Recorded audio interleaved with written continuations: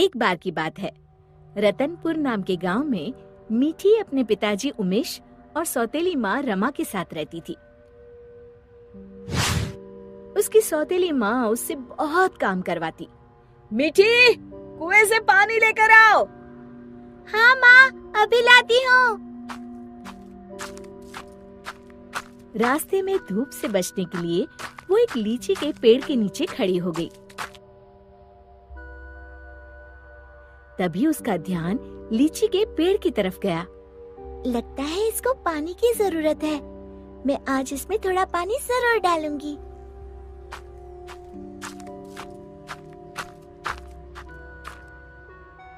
लौटते समय मीठी अपने घड़े से थोड़ा पानी लीची के पेड़ में डाल देती है। अब ये उसका रोज का नियम हो गया। जाते समय थोड़ी देर रुकती और आते समय थोड़ा पानी उसमें डाल देती। उसी पेड़ में एक चुड़ैल रहती थी।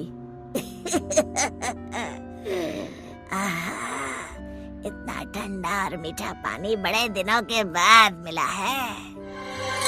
एक दिन चुड़ैल ने सोचा, क्यों ना इस लड़की को दोस्त बनाया जाए। बहुत दिनों से मैंने कोई इंसान नहीं खाया। और वो मीठी की हम उम्र लड़की का रूप बनाकर कुएं पर बैठ गई। क्या नाम है तुम्हारा? मीठी। और तुम्हारा? अम्बी। अम्बी? अम्बी तो खट्टी होती है। तुम मीठी और मैं खट्टी, मतलब मीठी खट्टी। नहीं, मीठी खट्टी नहीं, मीठी अम्बी। दोनों खिलखिलाकर हंसने लगती है। अरे, मुझे तो तुमसे बातें करके बड़ी देर हो गई। और जल्दी से घड़ा लेकर घर के लिए चल दी। थोड़ा सा पानी उसने लीची के पेड़ में भी डाल दिया। चुड़ैल बहुत दिनों से अकेली रह रही थी। उसे मीठी का साथ अच्छा लगा। वैसे मीठी अच्छी लड़की है, क्यों ना इसे अपनी दोस्त बना लूं। ऐसे ही रोज मीठी और अम्बी कुएं पर मिलती और ढेर सारी बातें करती, खूब हंसती खिलखिलाती। एक दिन, आज तो बड़ी देर हो गई, मीठी पानी लेने नहीं आई। क्यों ना उसके घर जाकर देखूं। ये सोचकर चुड़ैल मीठी के घर पहुंच गई। वहाँ उसने देखा, मीठी, अभी तक तुमने बर्तन नहीं धोए और पानी भी नहीं लाई। बस माँ, खाना खाकर अभी बर्तन धोती हूँ। कब से खा रही हो? जल्दी उठो, बहुत काम है। खाना खाकर मीठी बर्तन धोने लगी। आज मैंने लीची के पेड़ में पानी भी नहीं डाला और न ही अपनी दोस्त से मिल पाई। तभी चुड़ैल ने जादू से पूरे बर्तन 1 मिनट में धो डाले। मीठी आश्चर्य से यहाँ वहाँ देख रही थी कि चुड़ैल उसके शरीर में प्रवेश कर गई और वापस आकर सोफे पर लेट गई। अच्छा, तो राजकुमारी आराम फरमा रही है। बर्तन कौन धोएगा? धुल गए। रमा को मीठी की आवाज भारी सी लगी। अच्छा, जादू से धोए हैं क्या? हाँ। अब झाड़ू कौन लगाएगा? कपड़े कौन धोएगा? तुम। और कौन? अच्छा, तो मुझे जवाब देती है। ये कहते हुए रमा ने मीठी का हाथ पकड़कर झकझोर दिया। पर मीठी रोज की तरह रोई नहीं, तो रमा को और तेज गुस्सा आ गया। मारने के लिए आगे बढ़ी ही थी कि मीठी ने उसका हाथ पकड़कर गोल घुमाकर छोड़ दिया। रमा तेजी से गोल गोल घूमने लगी। कुछ देर तक घूमने के बाद रमा ने एक बार फिर हाथ उठाने की कोशिश की। इस बार एक धक्के में रमा घर के चारों कोनों में टकराई और फिर एक कोने में जाकर गिर पड़ी। अब जाकर कपड़े धो। जाती हूँ।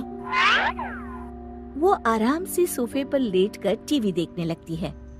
थोड़ी देर बाद रमा कपड़े धोकर कमरे में आई। जाओ, जाकर झाड़ू पोछा करो। रमा कुछ बोलने ही वाली थी कि मीठी की लाल लाल आंखें देखकर डर गई। लगाती हूँ, अभी झाड़ू लगाती हूँ।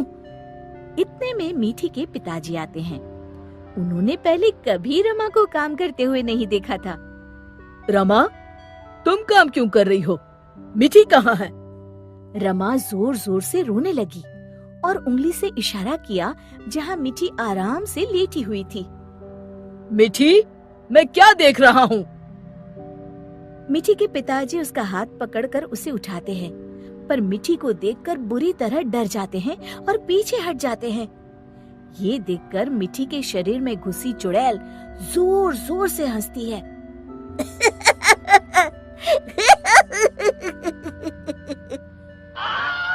उमेश समझ जाता है कि मीठी पर चुड़ैल का साया है। कौन हो तुम और यहाँ कैसे आई?